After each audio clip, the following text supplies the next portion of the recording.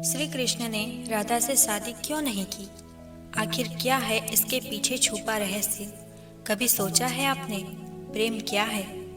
कहते हैं प्रेम एक भावना है, एक एहसास है, लेकिन जब यह प्रेम स्वयं भगवान का हो तो वो कैसा होता होगा? आज मैं आपको ले जाऊंगी एक अमर प्रेम कहानी में, जिसे सुनकर आपका दिल कभी रोएगा, कभी मुस्कुराएगा और अंत में एक गहरी सांस लेकर ठहर जाएगा। यह कहानी है श्री कृष्ण और राधा की। यह प्रेम की नहीं, बल्कि प्रेम से भी बड़े प्रेम की कहानी है। यह विवाह की नहीं, बल्कि विवाह से भी पवित्र संबंध की कहानी है। नमस्कार प्यारे दर्शकों, आज हम एक नई कहानी और एक नया वीडियो लेकर आपकी सेवा में उपस्थित हुए हैं। आज की कथा अत्यंत ज्ञानवर्धक और प्रेरणादायक है। कथा शुरू करने से पहले आपसे एक विनम्र निवेदन है। शास्त्रों में कहा गया है कि अधूरी छोड़ी हुई कथा दुख और पाप का कारण बनती है, इसीलिए इसे अंत तक अवश्य सुनें। और अगर आप अपने परिवार से सच्चा प्रेम करते हैं तो इस वीडियो को लाइक करें और कमेंट में अपने आराध्य प्रभु का नाम लिखकर इस कथा में अपनी हाजिरी जरूर लगाएं। तो आइए बिना किसी विलंब के आरंभ करते हैं आज की प्रेरणादायक कथा। समय से पहले, सृष्टि से पहले, जब कुछ भी नहीं था, केवल परब्रह्म था और उस परब्रह्म का निवास था गोलोक में। गोलोक वह स्थान जहाँ समय ठहर जाता है, जहाँ प्रेम अपने सबसे शुद्ध रूप में विराजमान रहता है। ब्रह्मवैवर्त पुराण की पावन कथा के अनुसार गोलोक में श्री कृष्ण के साथ राधा निवास करती थी, लेकिन यहाँ एक रहस्य था। गोलोक में श्री कृष्ण की एक और पत्नी थी, विरजा। तीनों के बीच प्रेम था, आदर था, सम्मान था। एक दिन की बात है, श्री कृष्ण विरजा के साथ गोलोक के मनमोहक उद्यानों में भ्रमण कर रहे थे।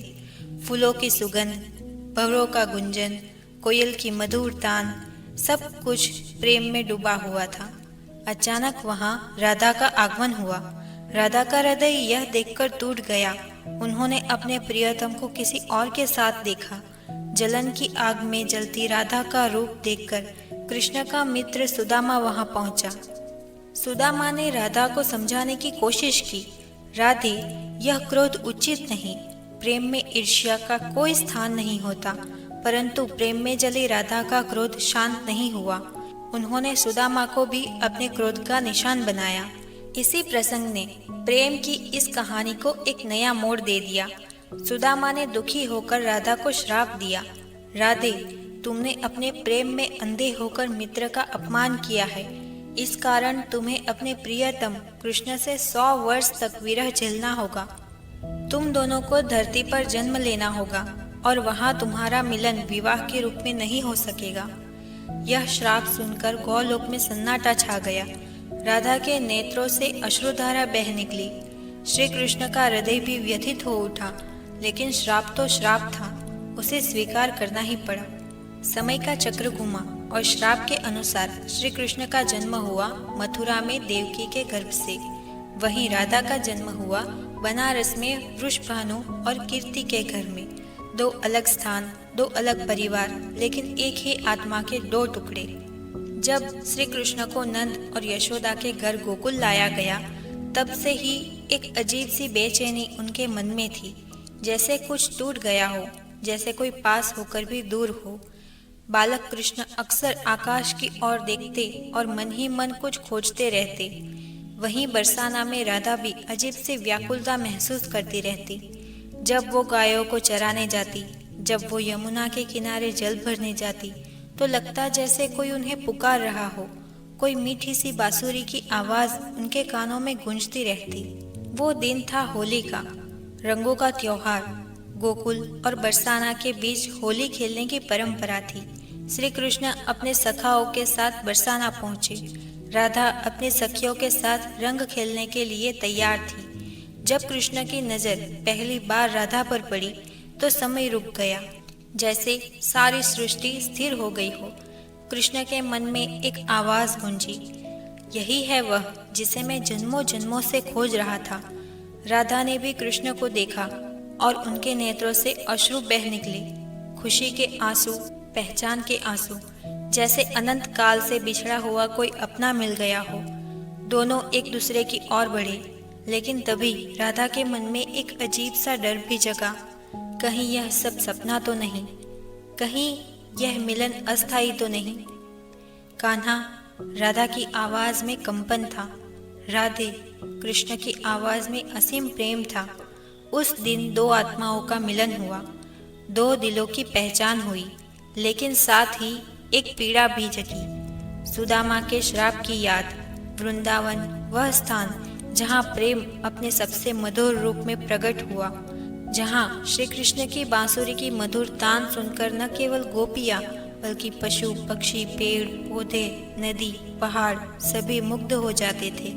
रात के समय जब चांदनी में यमुना का जल चांदी की तरह चमकता, जब कृष्ण की बांसुरी की मधुर धुन गूंजती, तो राधा अपने घर से निकलकर चुपके चुपके वृंदावन पहुंच जाती। वहां होती थी रास लीला, प्रेम की लीला, जिसमें आत्मा परमात्मा से मिलती है। रास लीला में राधा और कृष्ण का नृत्य देखकर लगता था जैसे प्रेम साकार हो उठा हो। जब वे दोनों एक दूसरे की आंखों में देखते तो पूरा ब्रह्मांड उनकी आंखों में समा जाता। जब वे हंसते तो फूल भी मुस्कुराने लगते, जब वे प्रेम से बात करते तो हवा भी थम जाती। लेकिन हर रास लीला के बाद राधा को घर वापस जाना पड़ता था। हर मिलन के बाद विरह का दर्द और तेज हो जाता था। राधा रात भर कृष्ण के बारे में सोचती रहती, कृष्ण भी राधा की याद में बांसुरी बजाते रहते। वृंदावन में राधा और कृष्ण का प्रेम अब किसी से छुपा नहीं था।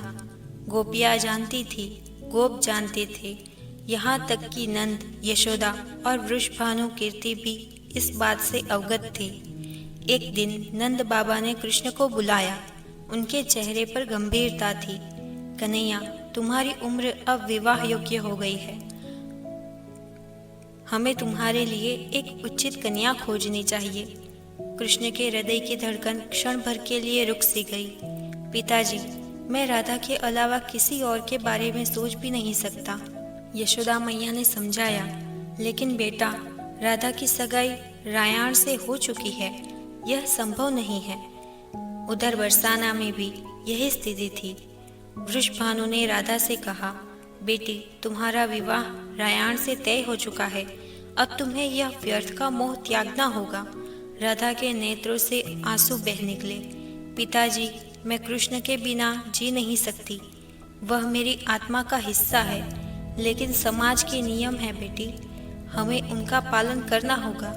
जब परिस्थितियां असहनीय हो गई तो नंद बाबा और यशोदा मैया कृष्ण को लेकर महान ज्योतिषी ऋषि गर्ग के पास गए। राधा के माता पिता भी उनके साथ थे। ऋषि गर्ग ने कृष्ण की ओर देखा, उनकी दिव्य दृष्टि में सब कुछ स्पष्ट था। नंद, यशोदा, उन्होंने गंभीर स्वर में कहा, यह कोई साधारण बालक नहीं है, यह स्वयं नारायण का अवतार है। फिर उन्होंने राधा की ओर देखा, और यह राधा कोई साधारण बालिका नहीं है, यह स्वयं लक्ष्मी का अवतार है। सबके चेहरे पर आश्चर्य के भाव थे। ऋषि गर्ग ने आगे कहा, इन दोनों का प्रेम कोई सांसारिक प्रेम नहीं है, यह दैवीय प्रेम है, आध्यात्मिक प्रेम है। इनका मिलन विवाह के संबंध में नहीं बल्कि आत्मा के स्तर पर है। तो क्या यह दोनों विवाह नहीं कर सकते? नंद बाबा ने पूछा। ऋषि गर्ग ने दुखी होकर सिर हिलाया, नहीं, इन्हें एक श्राप का फल भुगतना है। गौलोक में घटी एक घटना के कारण इन्हें इस धरती पर विरह झेलना होगा। लेकिन यह विरह भी एक लीला है, प्रेम की परम अवस्था दिखाने के लिए। फिर इनका क्या भविष्य है? वृषभानु ने पूछा। कृष्ण का कार्य धर्म की स्थापना है, उन्हें मथुरा जाना होगा, कंस का वध करना होगा, उनका विवाह रुक्मिणी से होगा। लेकिन उनका प्रेम हमेशा राधा के लिए ही रहेगा। और राधा? माता ने चिंतित होकर पूछा। राधा का विवाह रायाण से होगा, लेकिन उनका मन हमेशा कृष्ण में ही लगा रहेगा। यह प्रेम कभी कभी नहीं खत्म होगा, बल्कि और भी गहरा होता जाएगा। इंद्र का घमंड चूर करने के लिए श्री कृष्ण ने गोवर्धन पर्वत को अपनी छोटी उंगली पर उठा लिया था। 7 दिन और 7 रात तक वो पर्वत उनकी उंगली पर ही था। सारे ब्रजवासी उस पर्वत के नीचे सुरक्षित थे। राधा भी वहीं थी। 7 दिनों तक वो कृष्ण को निहारती रही, उनकी दिव्यता को देखती रही। उन्हें एहसास हुआ कि उनका प्रियतम कोई साधारण व्यक्ति नहीं है, वो स्वयं भगवान है। कान्हा, राधा ने धीरे से कहा, अब मैं समझ गई हूँ, तुम्हारा कार्य बहुत बड़ा है। तुम्हें पूरे संसार की रक्षा करनी है। कृष्ण की आंखों में आंसू आ गए। राधे, मेरा सबसे बड़ा दुख यही है कि मैं तुमसे विवाह नहीं कर सकता, लेकिन यह जान लो कि मैं तुम्हारे बिना अधूरा हूँ। राधा के बिना कृष्ण का कोई अस्तित्व नहीं। राधा ने मुस्कुराते हुए कहा, कान्हा, प्रेम केवल विवाह में नहीं बनता। हमारा प्रेम इससे कहीं महान है। यह शरीर का नहीं, आत्मा का प्रेम है। वह दिन आ ही गया जिसका डर था। श्री कृष्ण को मथुरा जाना था। अक्रूर उन्हें लेने आया था। सारे ब्रजवासी रो रहे थे। नंद यशोदा की आंखों में आंसू भर रहे थे, लेकिन सबसे ज्यादा दुखी राधा थी। कृष्ण ने राधा से अकेले में मिलने की इच्छा जताई। यमुना के किनारे, उसी स्थान पर जहाँ वे पहली बार मिले थे, दोनों खड़े थे। राधे, कृष्ण की आवाज में दर्द था। मैं जा रहा हूँ, पता नहीं कब वापस आ पाऊँ। राधा ने कृष्ण के हाथों को अपने हाथों में लिया। कान्हा, तुम्हें जाना ही होगा, यही तुम्हारा धर्म है, लेकिन एक वादा करो, तुम मुझे कभी नहीं भूलोगे। भला मैं तुम्हें कैसे भूल सकता हूँ? तुम मेरी सांसों में बसी हो, मेरे हृदय की धड़कनों में हो। जब भी मैं बांसुरी बजाऊंगा, उसमें तुम्हारा ही नाम होगा। राधा के नेत्रों से अश्रुधारा बह रही थी। कान्हा, मैं भी तुम्हारा इंतजार करूंगी, जन्म जन्म तक तुम्हारा इंतजार करूंगी। राधे, ये विदाई नहीं है, ये केवल शरीर का वियोग है। आत्मा तो हमेशा साथ रहेगी। रथ आ गया था। अक्रूर प्रतीक्षा कर रहा था। कृष्ण को जाना था। वो रथ पर बैठे और पीछे मुड़कर राधा को देखा। राधा वहीं खड़ी थी, हाथ हिला रही थी। रथ चल पड़ा। धीरे धीरे ब्रजभूमि छूटती जा रही थी। कृष्ण के नेत्रों से आंसू बह रहे थे। वह जानते थे कि अंतिम विदाई है। मथुरा पहुंचकर कृष्ण ने कंस का वध किया, अग्रसेन को राजगद्दी पर बिठाया, लेकिन उनका मन हमेशा राधा की याद में डूबा रहता था। रात में जब वो अकेले होते तो बांसुरी बजाते और राधा को याद करते। राधे, कहाँ हो तुम? क्या कर रही हो? क्या तुम भी मुझे याद करती हो? कृष्ण मन ही मन पूछते रहते। उधर बरसाना में राधा का विवाह रायाण से हो गया था, लेकिन उनका मन हमेशा कृष्ण में ही लगा रहता था। रात में वह छत पर जाकर आकाश की ओर देखती और कृष्ण से बात करती। कान्हा, तुम कहाँ हो? कैसे हो? क्या तुम भी मुझे याद करते हो? राधा आंसू बहाते हुए पूछती रहती। एक दिन कृष्ण के पास एक पत्र आया। विदर्भ राज्य की राजकुमारी रुक्मणी का पत्र था। उसमें लिखा था, हे कृष्ण, मैंने आपके बारे में सुना है, आपकी वीरता, आपकी दयालुता के बारे में सुना है। मैं आपसे विवाह करना चाहती हूँ, लेकिन मेरे भाई रुक्मी ने मेरा विवाह शिशुपाल से तय कर दिया है। कृपया मुझे इस विपत्ति से बचाइए। कृष्ण ने पत्र पढ़ा। उनके मन में राधा की याद आई। राधे, अगर तुम होती तो क्या कहती? मैं क्या करूं? तभी उन्हें राधा की आवाज़ सुनाई दी। कान्हा, तुम्हारा धर्म है असहाय की सहायता करना। रुक्मणी भी मेरी तरह प्रेम चाहती है, उसकी सहायता करो। कृष्ण ने रुक्मणी का हरण किया और उससे विवाह किया, लेकिन विवाह के दिन भी उनका मन राधा की याद में डूबा था। रुक्मणी एक समझदार स्त्री थी। उसने कृष्ण के मन में राधा के प्रेम को महसूस किया। एक दिन उसने कृष्ण से कहा, स्वामी, मैं जानती हूँ कि आपका हृदय किसी और के लिए धड़कता है। मैं आपसे विवाह कर चुकी हूँ, लेकिन मैं आपके प्रेम की प्रतीक्षा करती रहूंगी। कृष्ण की आंखों में आंसू आ गए। रुक्मणी, तुम बहुत महान हो। हाँ, मेरा हृदय राधा के लिए धड़कता है, लेकिन तुम भी मेरे लिए सम्मान और स्नेह की पात्र हो। कालियावन के आक्रमण के कारण कृष्ण को मथुरा छोड़कर द्वारका जाना पड़ा। वहाँ उन्होंने एक सुंदर नगर बसाया। अनेक राजकुमारियों से उनका विवाह हुआ। सत्यभामा, जाम्बूती और अन्य राजकुमारियां उनकी पत्नियां बनी। लेकिन इन सब के बावजूद कृष्ण का मन हमेशा राधा की याद में ही डूबा रहता था। रात में जब सब सो जाते तो वह समुद्र के किनारे जाकर बांसुरी बजाते और राधा को याद करती।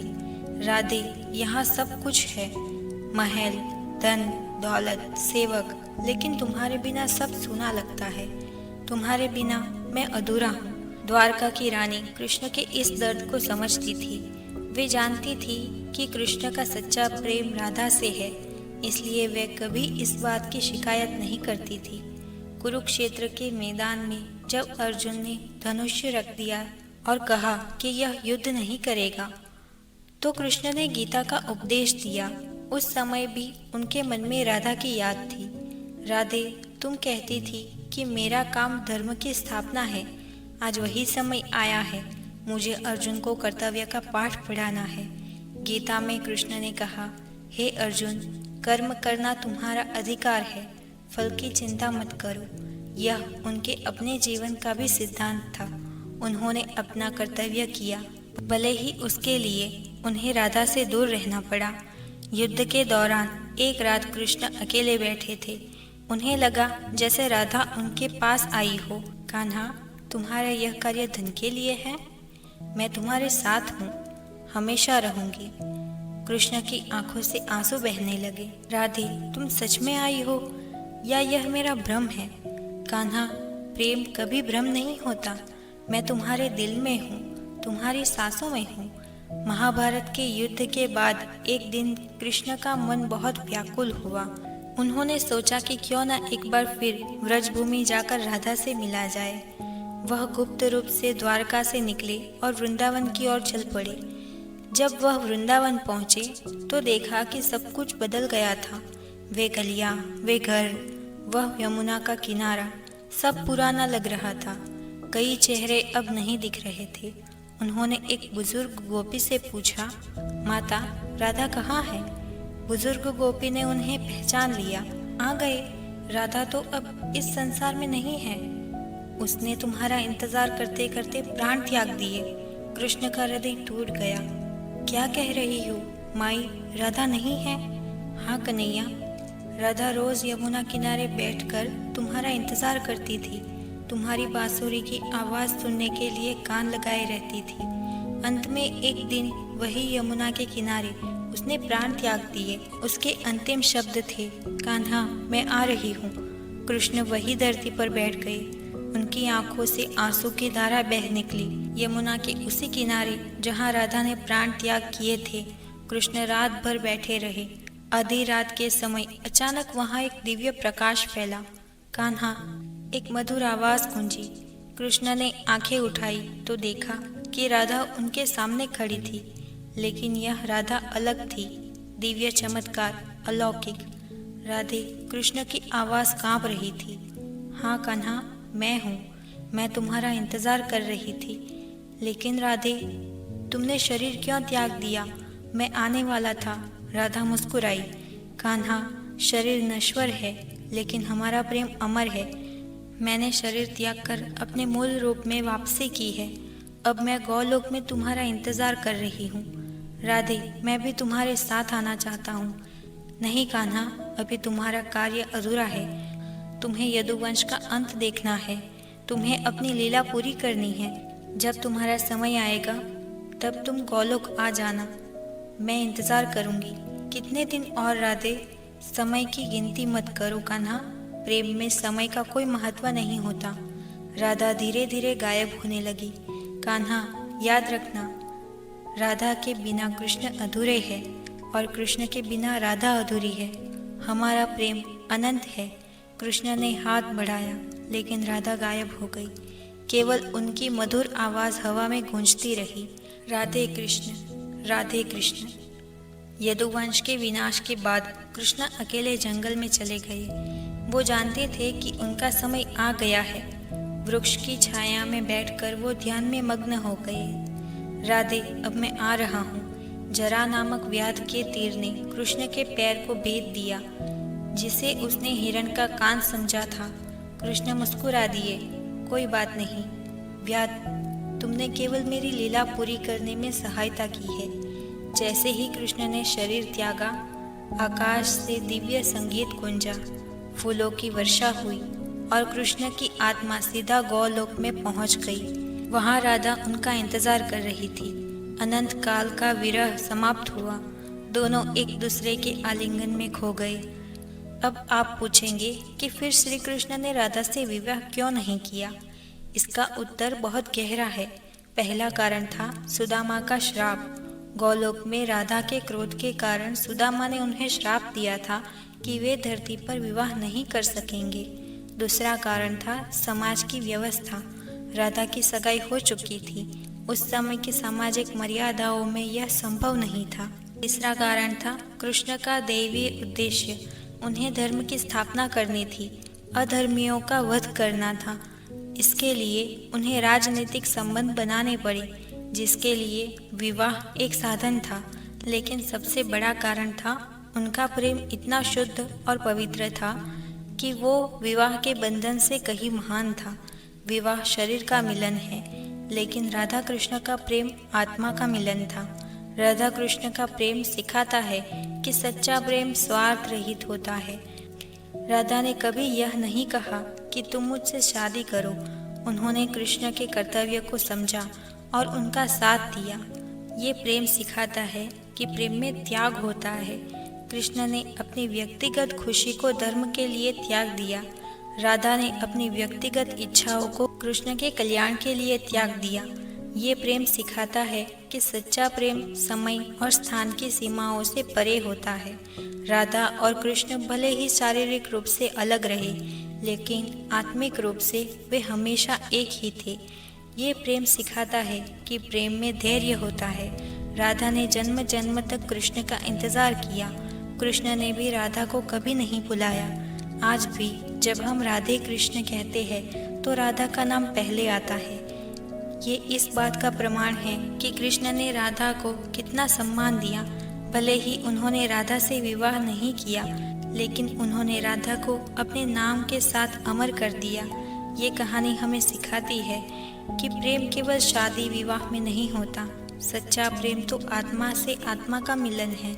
ये शरीर के मरने के बाद भी जीवित रहता है। राधा कृष्ण का प्रेम आज भी प्रासंगिक है।